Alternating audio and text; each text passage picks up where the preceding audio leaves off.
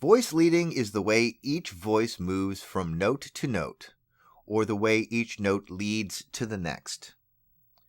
When I was taught theory, I learned a set of complicated rules that said when the root moves a certain way, the other voices move a certain way. You can find these rules in textbooks and online, but I really don't use them myself. I follow a more simple set of constraints. I was taught specific notes not to double. Since all of the specific notes I had to learn not to double were all tendency tones, I now simply teach never double a tendency tone. My number one voice leading constraint is move each voice as little as possible. If a voice can stay on the same pitch, let it stay on the same pitch. If a voice cannot stay on the same pitch, move it by step. If a voice cannot stay on the same pitch or move by step, make the smallest leap possible. Always keep in mind that there may be other voice leading constraints that might not allow you to use your first or second choices. This is why constraint number 1 ends with the two words, as possible. If you follow this number 1 constraint, you will avoid many voice leading errors. There are a few immutable voice leading constraints. Perhaps the most important of these is to avoid writing parallel perfect octaves, parallel perfect fifths, or parallel perfect unisons. This is a constraint that compares the movement of two voices. We compare musical lines in a similar manner to comparing lines in geometry. If the voices are moving in opposite directions, they are in contrary motion. If one voice is stable while the other voice moves up or down, they are in oblique motion.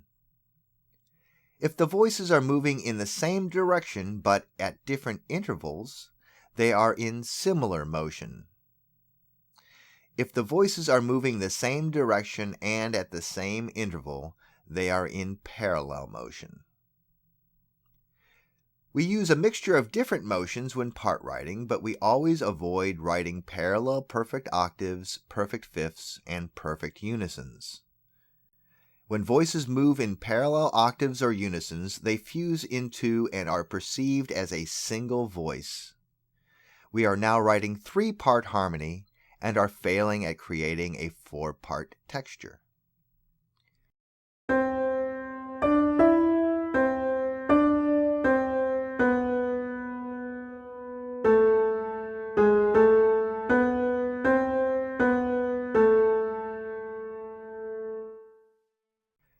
Parallel perfect fifths sound like ancient Roman marching music, not like Bach.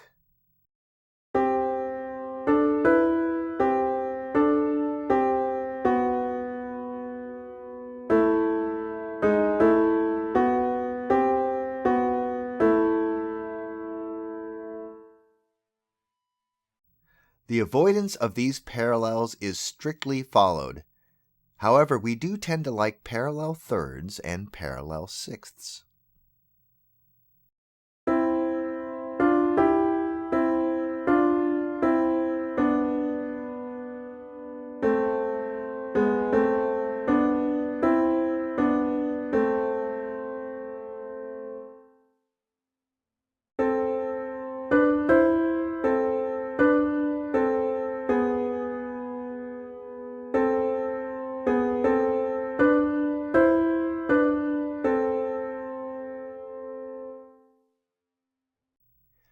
Resolve all tendency tones.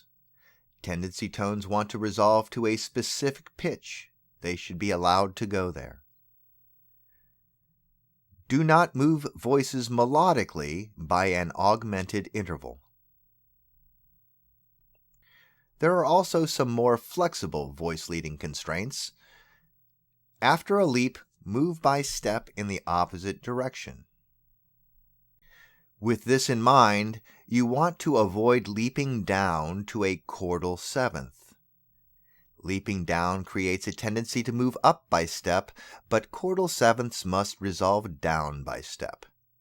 These are contrary tendencies and cannot both be fulfilled.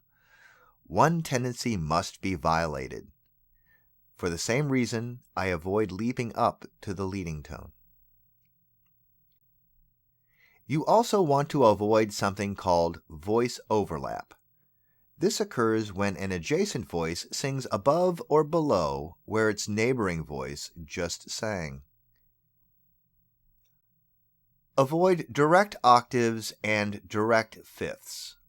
This occurs when the bass and soprano voices arrive at an interval of a perfect octave or perfect fifth by way of similar motion, with the bass moving up by step and the soprano moving up by leap.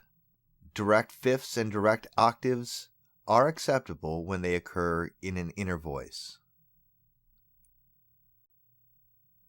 There are a couple of things to look for that will give you an indication that things are working well.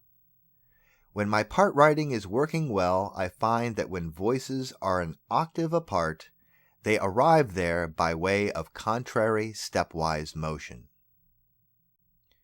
In good part writing examples, I often find opportunities for voice exchange. That is when two voices switch notes, often using passing motion. Well, that's really about it. It's not that complicated. It's much like solving a puzzle, but with more than one possible correct solution, and of course many ways to arrive at an incorrect solution. However, if you follow this simple set of constraints, you will almost always find your way to an acceptable solution. I like to say that there are no rules in music theory, only constraints, things that you should do or not do to make the music sound the way you want.